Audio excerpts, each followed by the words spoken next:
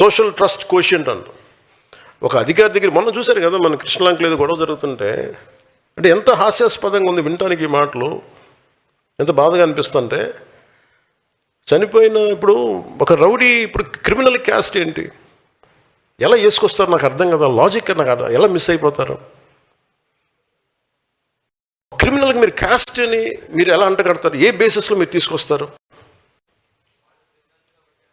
అంటే మనం అర్థం చేసుకోవాల్సింది ఏంటంటే, ఇది ఒక నెరేటివ్. ఇది మన దగ్గర ఎందుకు మీకు చెప్తున్నానంటే, రేపు పొద్దున మీరు 18,000 మంది మీరే గొంతు గళం. మన దగ్గర ఛానల్స్ లేవు, పేపర్ లేవు, టీవీలు లేవు.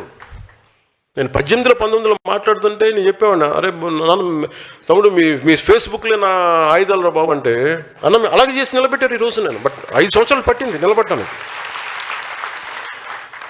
అంటే మీరు అధికారానికి దూరంగా ఉన్న వర్గాలని అధికారంలో తీసుకురావటం ఒక రాజకీయ విజయం అది.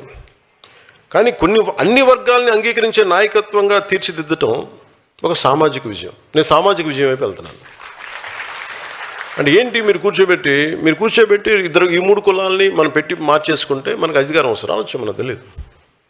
బట్ కానీ అది పొలిటికల్ విక్టరీ అవుద్ది, కానీ సోషల్ విక్టరీ అవుతుంది. వేరస్ జనసేన ప్రయత్నిస్తున్నది ఏంటంటే సామాజిక విజయం, సోషల్ విక్టరీ. ఎవరు అధికారంలోకి వచ్చినా మనకేం కాదు అనే భద్రత మిగతా కులాలకి చాలా చాలా ఎసెన్షియల్.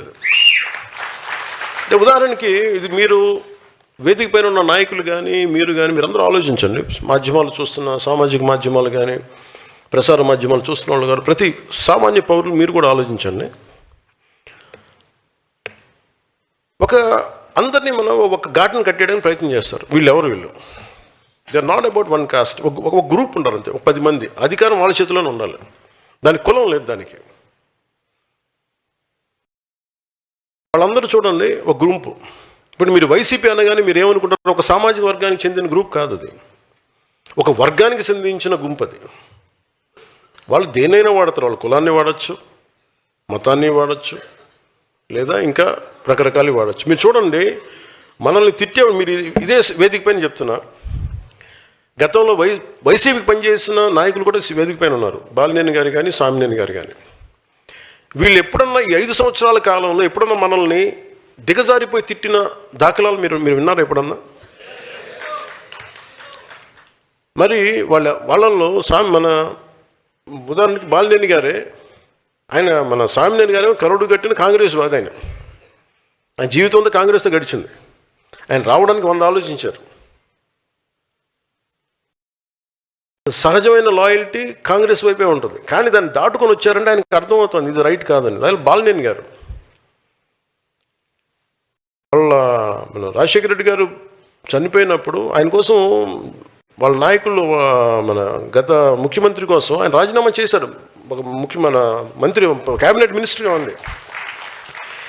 అంటే అలాంటి వ్యక్తి బయటకు వచ్చిన దాంట్లో కులం ఎక్కడుందంటున్నాను నేను. ఆయన విభేదించి ఎందుకు బయటకు రావాల్సింది సరిగ్గా లేదు. ఇదైతే రైట్ కాదు, ఇలాంటి రాజకీయం రైట్ కాదు, విచ్ఛిన్నమైన రాజకీయం రైట్ కాదు. సో అక్కడ ఎక్కడ కులం అనేది లేదు. అది నా మాట చెప్పడానికి చెప్తున్నాను ఇదంతా. ఇప్పుడు నన్ను తిట్టే వాళ్ళందరూ చూడండి, నన్ను తిట్టిన వాళ్ళు ఇప్పుడు దాకా అందరూ కాపులు తిట్టారు నన్ను. అంటే ఎవరి భుజాల మీద పెట్టి మీరు కాలుస్తున్నారు తుపాకులు. అంటే మీకు ఇది చాలా జాగ్రత్తగా చూడాలి. అంటే వీళ్ళు ఏం చేస్తున్నారు, మీ సబ్ టెక్స్ట్, మీరు మాట్లాడేది ఒకటి, చూసేది ఒకటి, చెవులకి మీ భావం ఏమి వెళ్తుంది లోపలికి. వీళ్ళు చాలా ఒక పథకం ప్రకారం అందరికీ ఇది ఆమోదయోగ్యం ఏమన్నా తెలీదు. జనసేన అంటే ఇష్టపడని వర్గాలు ఏవైనా కావచ్చు. నేను ముందుగా చెప్పాను, నేను ఎప్పుడు కులాలని చాలా ఒక అనలైటికల్గానే చూస్తాను. నేను కులాలని ఒక సోషల్ డాక్టరింగ్ పర్స్పెక్టివ్లోనే చూస్తాను. వాళ్ళు ఏం చేస్తున్నారు, ప్రతిసారి తిట్టడం, కాపు నాయకుల చేత తిట్టిస్తారు. లింగంనేని రమేష్ గారికి ఇస్తే వాళ్ళే తిడతారు. లేదంటే ఒక కుర్రాడు 14 ఏళ్ళ ఆడబిడ్డని 3 రోజులు గదిలో బంధించి చాలా రకాలుగా హింసించి చెప్పుకోలేక బయటికి ఇవన్నీ వస్తే అలాంటి వాడు ఏమైపోయారో తెలియదని ఆ కోర్టు ఆ కేసు కోర్టులో జరుగుతుంది. అతనికి వత్తాసుగా వీళ్ళందరూ వెళ్తారు. తల్లి బాధ వేరే, తల్లి బాధ నేను అర్థం చేసుకోగలను. కానీ అతను చేసే వృత్తి ఏదో క్రిమినల్, అతను ప్రొఫెషనల్ క్రిమినల్. అతను ఒక ప్రొఫెషనల్ క్రిమినల్లో ఎలా వెనకేసుకొస్తారు? ఏ బేసిస్లో వెనకేసుకొస్తారు? Just because he's your caste. మీ కులం అయితే సరిపోద్దా? అంటే చిన్నప్పుడు మనం వినేవాళ్ళం కదా, show me your friend I tell you who you are అంటారు ఎవరన్నా. అలాగే మీ నాయకుని చెప్పండి, అతనేంటో మీరేంటో నేను చెప్తాను. ఇప్పుడు చూడండి, సోకాల్ లీడర్స్ అందరూ ఎలాంటి వైపు మగ్గుతున్నారు వీళ్ళందరూ. అంటే ఏం మెసేజ్ ఇస్తున్నారు వీళ్ళందరూ? ఉదాహరణకి చాలా కులాలు ఉన్నాయి. ఉదాహరణకి ఫర్ ఎగ్జాంపుల్ కాపు కులాన్ని తీసుకుందాం. ఈ మధ్యన మనకి ఎక్కువ వినిపిస్తుంది కాబట్టి. వీళ్ళు కాపులను ఎలా ప్రొజెక్ట్ చేస్తున్నారు? ప్రతిసారి ఈ 4-5 మంది ఫేసులు కనిపిస్తాయి. మన బూతులు తిట్టేవాళ్ళు, కాపులు బూతులు తిడతారు. ఈ కృష్ణ ఏదో పేరు ఉంది, వీళ్ళు క్రిమినల్, వీళ్ళు ఇది అన్ని నెగిటివ్ న్యూస్ చూడండి. సో మీకు ఏమైపోద్ది? కొద్ది రోజుల తర్వాత సబ్లిమినల్గా మీ మనోగతంలో ఏమైపోద్ది? It will become confine to, అది ఈ భావన దేనికి వేస్తే, కాపు అని చెప్పగానే ఇవన్నీ గుర్తొస్తాయి మనకి. We'll form our opinion. అది వీళ్ళ స్ట్రాటజీ. అంటే మీకు భావం ఏం చెప్తారు? ఇది ఒక్క కాపు కులానికి కదా, అందరికీ చెప్తారు, అన్ని కులాలకి. ఇదొక very clear cut political game ఇది. నేను దాన్ని బ్రేక్ చేస్తాను కాబట్టే నా మీద ఇంత కోపం అందరికీ. కొంతమంది ప్రాంతీయతలు పట్టుకొచ్చి రాష్ట్రాలు విడిపోయిన ఇంకా మీరు తిడతా ఉంటే, ఇది దేశంలో అంతర్భాగం అని చెప్పినందుకు నన్ను తిడుతున్నారు. అది నేను ఎప్పుడు తెలంగాణను వ్యతిరేకించాను. అంటే నేను ప్రతి ఒక్కరు డిఎన్ఏని బయటికి చెప్తా. అందుకని కోపం అందరికీ నా మీద. నాకు అర్థం అవుతూ ఉంటుంది. అంటే ఏ సామాజిక వర్గం అయినా నాయకత్వం వహించాలంటే మిగతా అన్ని సామాజిక వర్గాల విశ్వాసాన్ని పొందాల్సిందే, వేరే దారి లేదు దీనికి. భారతదేశంలో ఏ ఒక్క వర్గం కూడా, ఏ ఒక్క కులం కూడా ఒంటరిగా చరిత్రను మార్చబోదు కూడా. కలిసి నడిచిన వారే చరిత్ర నిర్మించారు. అందరినీ కలుపుకెళ్ళిన వాళ్ళే చరిత్ర నిర్మించారు. సాధికారత అంటే మీరు ఒక కులాన్ని పైకి తీసుకురావడం కాదు, మిగతా కులాలను కూడా వాళ్ళని పైకి తీసుకొస్తూ మీరు వాళ్ళు కూడా అంగీకరించే స్థాయికి మీరు ఎదగడం. ఏ సామాజిక వర్గానికైనా నేను అడిగే ఒకటే ప్రశ్న, మీ నాయకుడి మాటలు మీ కులాల గౌరవాన్ని పెంచుతున్నాయా, మీ సమాజం గౌరవం పెంచుతున్నాయా, లేక మీ సమాజం పైన ఉన్న అభిప్రాయాన్ని దెబ్బతీస్తున్నాయా? ఇది ప్రతి కులం మీరు చూసుకోవాల్సిందే. మీరు ఒక వ్యక్తి చేసిన తప్పు ఒక కులం చేసిన తప్పు ఎలా అవుద్ది? నేను అందుకే చెప్తాను, నువ్వు నాయకుడిని చూపించు, నీ భవిష్యత్తుని ఏంటో నేను చెప్తాను. నువ్వు ఎవరిని నమ్ముతున్నాడు దాన్ని బట్టి నీ భవిష్యత్తు ఉంటుంది.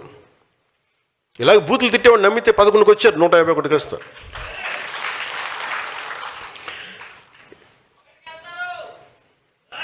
తదాస్తు.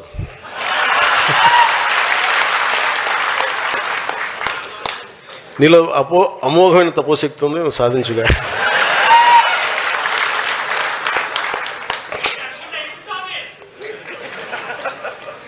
ఉదాహరణకి మనకి ఈ మధ్యన శ్రీకాకుళంలో ఇలా మాట్లాడుతూ ఉంటే, ఆయన ఎమ్మెల్యే అనుకుంటా, ఎమ్మెల్యే గుర్తురాలేదు, ఆయన ఇష్టం వచ్చిన మాట్లాడుతూ సడన్గా అరెస్ట్ చేయగానే అసలు ఆ కేసు కూడా నా మీద పెట్టారంట, నన్ను తిడితే పెట్టారంట, నాకు అది కూడా తెలియదు. నాకు ఏదో ఒకట్లే పేర్లు. నేను అనేది వ్యక్తిని చెప్పట్లా, నాకు చెప్పాను కదా, వ్యక్తితో పెద్ద సంబంధం. నాకు నిజంగా చాలామంది తిడుతున్నారు, నాకు చూస్తాను, నాకు ఎంత ఇమ్యూనిటీ వచ్చేసిందంటే భగవంతుడి దయ వల్ల. అంటే నాకు యాంటీ వైసీపీ నేను ఇమ్యూనిటీ ఎక్కించేసుకున్నాక నాకు అసలు అలా చూస్తూ ఉంటాను, బూతులు తిడుతున్నాక అలా చూస్తూ ఉంటాను, సంతోషం. ఇంకా అలాగా అంటే వాళ్ళు సడన్గా ఇష్టానికి తప్పులు చేసేసి, అంటే ఇప్పుడు మా కులాన్ని తొక్కేస్తున్నారు అంటాడు. నీ కులం చెప్పిందా నీ బూతులు తిట్టమని? నీ కులంలో ఉన్న ఏం మాత్రం సెన్సిబుల్ ఉన్న ఒక మహిళను అడుగు, ఒక యువతిని అడుగు, ఒక యువకుడిని అడుగు, ఒక అనుభవం పెద్ద ఆయన అడుగు. నేను బూతులు తిడతానండి, మళ్ళీ నన్ను జైల్లో పెడితే పోస్టులో పెడితే నేను నా కులాన్ని వాడేస్తాను చెప్పు. ఏం మాట్లాడుతున్నారా మీరంతా? జనసేన కులాల ప్రాతిపదికన రాజకీయం చేయదా? కానీ మీరు చేసిన తప్పులు చేస్తున్న మటుకు నేను చెప్తున్నాను, మా వాళ్ళు ఎంత మాట్లాడతారో, మా నాయకులు కానీ మీరు కానీ ఎంత చేస్తారో నాకు తెలియదు. కానీ నేనైతే తప్పు మీరు ఇష్టం వచ్చినట్టు బూతులు తిట్టేసి క్రైములు చేసి కులాలు వెనక దాక్కుంటే నేను మటుకు దానికి బలంగా ఖండిస్తాను. అంతవరకు నాకు ఆ భయాలు లేవు నాకు. అందుకని ఈరోజు మనం ఈ కమిటీల ద్వారా ఇవన్నీ మాట్లాడుకున్నాం.